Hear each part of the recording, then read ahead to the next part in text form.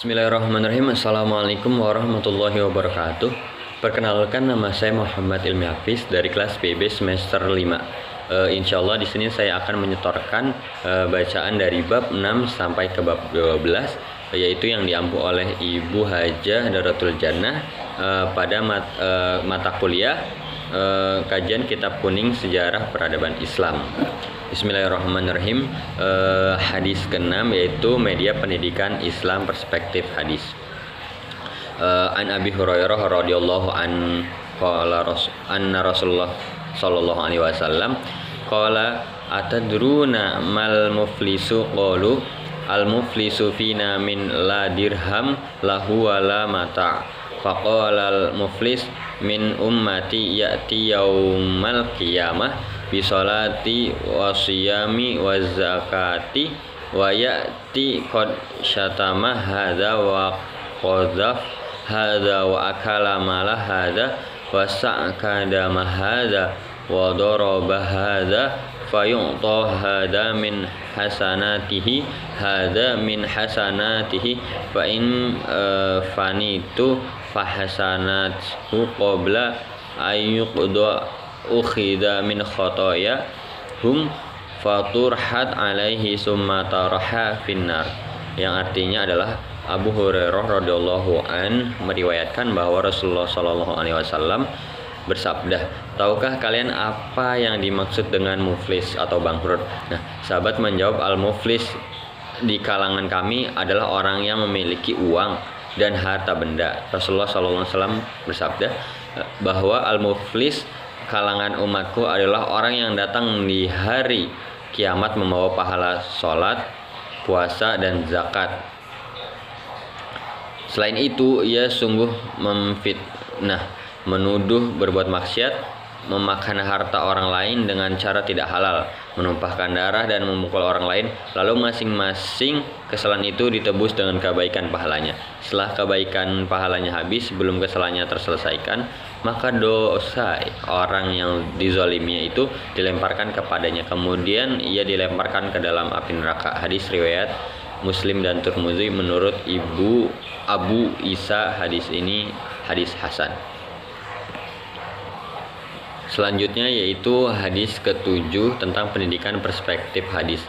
An Abdillah ibni Amri anna Rasulullah sallallahu alaihi wasallam marra bi majlisaini fi masjidihi faqala kilahuma ala khairin wa ahadahuma afdulu min sahibih amma haula fayad'una Allah wa yuraghibuna ilaihi fa in syaa'a a'tahum wa in syaa'a mana'ahum wa amma haula fayata'allamuna al-fiqha wal ilma wa yu'allimuna al-jahila fahum afdol wa innama bu'istu mu'alliman qala thumma jalasa fihim rawahu ad-Dailami, yang artinya bahwasanya Abdullah bin Amru berkata, pada suatu hari Rasulullah sallallahu alaihi wasallam dari suatu kamar beliau untuk menuju masjid.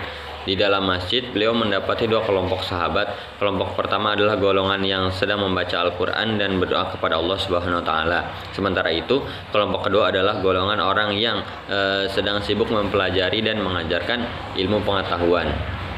Nabi SAW kemudian bersabda, masing-masing kelompok sama-sama berada dalam kebaikan terhadap yang sedang membaca Al-Quran dan berdoa kepada Allah, maka Allah akan mengabulkan doa mereka jika Dia menghendaki. Begitupun sebaliknya, doa mereka tidak akan diterima oleh Allah jika Dia tidak berkenan mengabulkan doa tersebut.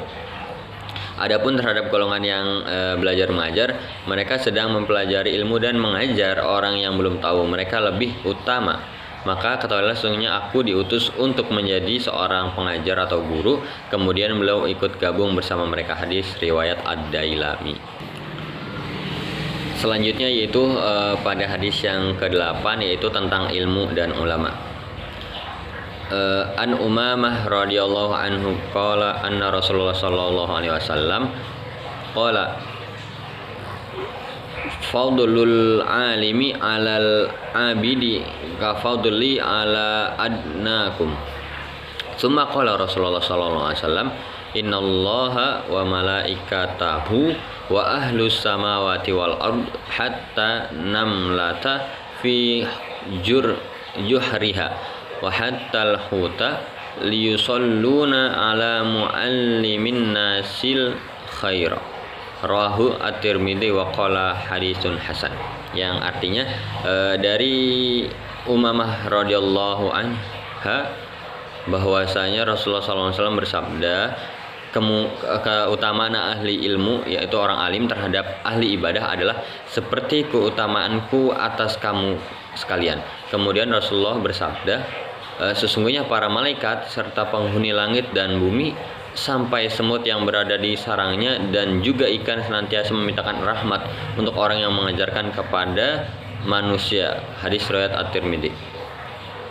Selanjutnya itu yang hadis ke-9 tentang peserta didik perspektif hadis.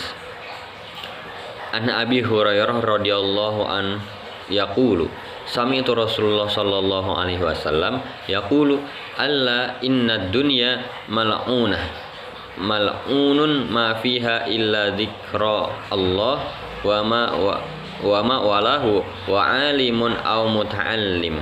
Rawahu at-Tirmidzi.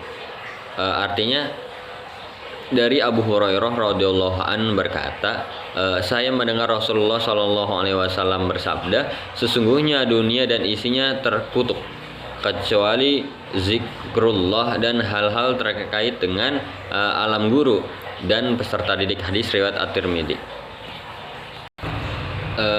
Selanjutnya yaitu hadis yang ke-11 tentang lingkungan pendidikan Islam perspektif hadis. An Abi Hurairah radhiyallahu an qala Nabi sallallahu alaihi wasallam kullu mauludin yuladu ala fitrah fabawahu yuhaudaihi au yunsironihi au yumjasaihi kamasalil bahimati taju al-bahimah hal tara fiha jad'a. Rawahu al-Bukhari. Artinya bahwasanya Abu Hurairah radhiyallahu an meriwayatkan bahwa Nabi Shallallahu alaihi wasallam bersabda setiap anak dilahirkan dalam menurut fitrah potensi beragama Islam. Selanjutnya kedua orang tuanya lah yang membelokkan menjadi Yahudi ataupun Nasrani atau juga Majusi, bagaikan binatang melahirkan